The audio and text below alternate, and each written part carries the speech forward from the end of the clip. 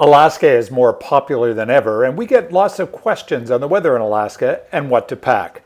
I'm Bob Bradley from the Pampered Cruiser, and if you'd like to book a cruise to Alaska, or really any other small ship ocean, river, or expedition cruise, then we'd love to help you out.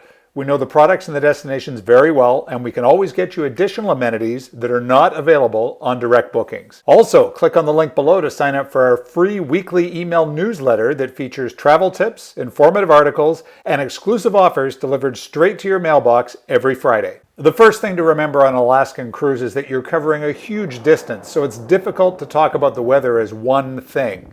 If you board your ship in Vancouver, for example, you're actually closer to Mexico than you are to Anchorage, and the weather can be very different between those two places. Most people add Denali to their trip, taking them into the interior of Alaska where the weather will be different yet again. So the bottom line is, be prepared. Here's the packing list we recommend from our trips to Alaska.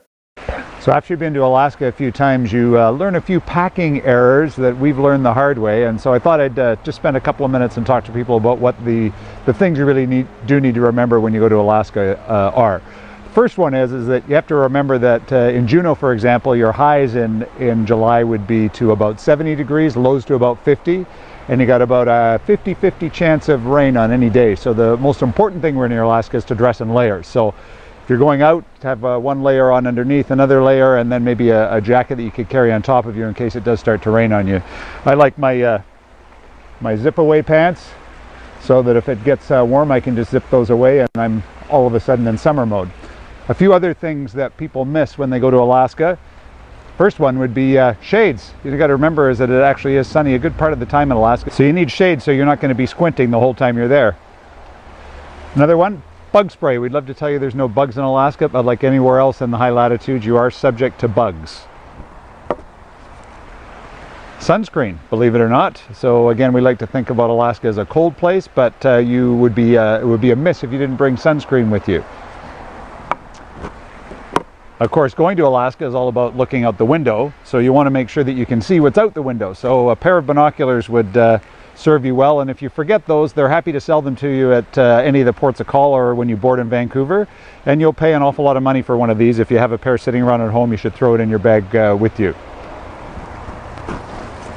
Bathing trunks. It's not out of the question you'll end up going for a swim, so you may want to throw those in just in case it gets warm out for you. The day we did this video in Alaska, it was bright and sunny, but I should have mentioned that good rain gear is an absolute necessity for visiting coastal Alaska anytime you find yourself there. I usually travel with a raincoat and rain pants so that I can stay dry regardless of what Mother Nature throws at me. And finally, there's lots of misinformation out there about this one. You do need a passport for your cruise to Alaska. Even if you're going round trip out of Seattle, there will be at least one port stop in Canada, so the cruise lines will require you to have a passport to board your ship. So don't forget to pack that. If you enjoyed this video, then give us a thumbs up, or better yet, subscribe to our YouTube channel. If you'd like to book a cruise to Alaska, or really any other river, small ship, or expedition cruise, we'd love to help you out. Here's our contact information, and it's also included in the notes below. Thanks for watching.